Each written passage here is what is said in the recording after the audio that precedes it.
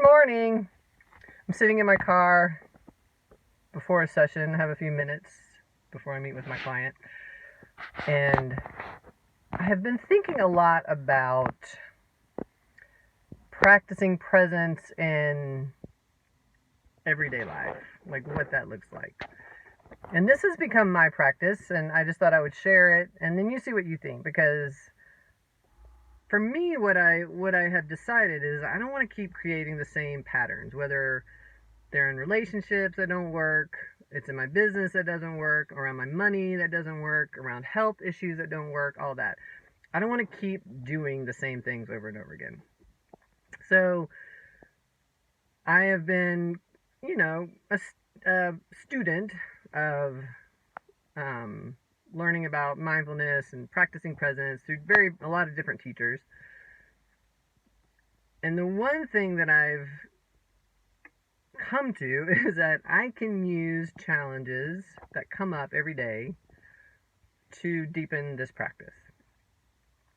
And for the last, I would say, year and a half, I've really been doing this seriously.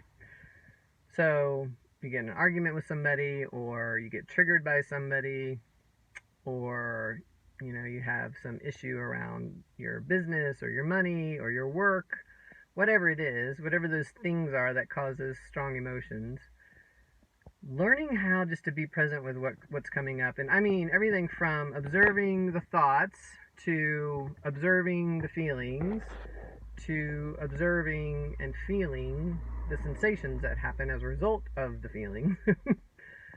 And just being present with those things that arise. And you touch them, you look at them, you observe them, you watch them. The goal is to not attach. That is my goal anyway, and it's very hard, and probably I do it 50% of the time right now. It definitely feels like it's getting stronger lately, but it's hard. It's just a really hard practice and process sometimes.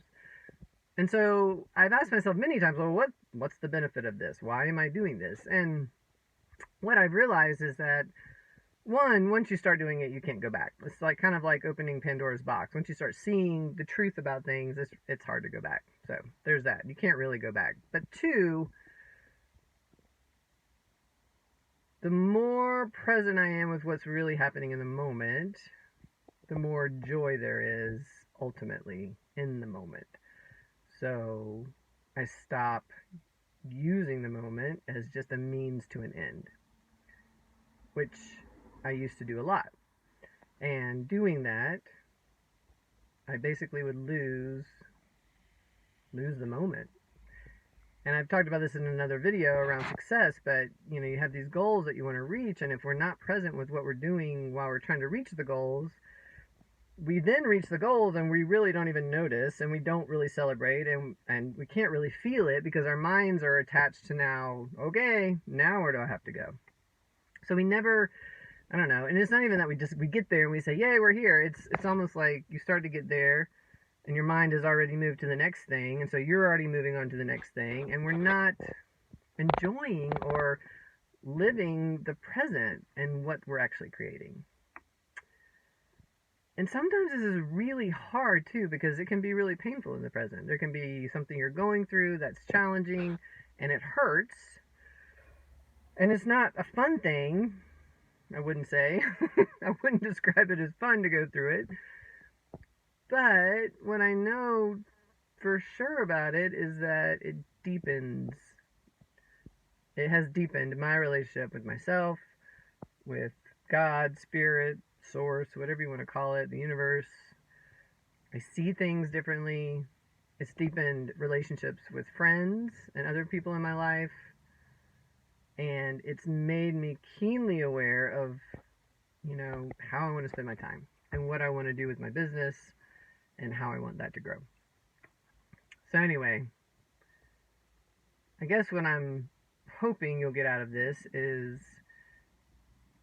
starting to just think about it. If you don't practice this way right now and you have no idea what I'm talking about, feel free to reach out. I'm happy to talk with you more about it, try to describe it better. You can send me a private message or put a little thing on here. But if you are practicing it, I mean, put that there too. Like, what have you learned? Because I don't, I don't think there's a lot of choices left in our life, especially when we get to a certain age. We have to take care of ourselves, and we have to be aware of who we really are in order to create the life we really want. And that's what it's all about. Creating the life you want. So anyway, have a great Tuesday.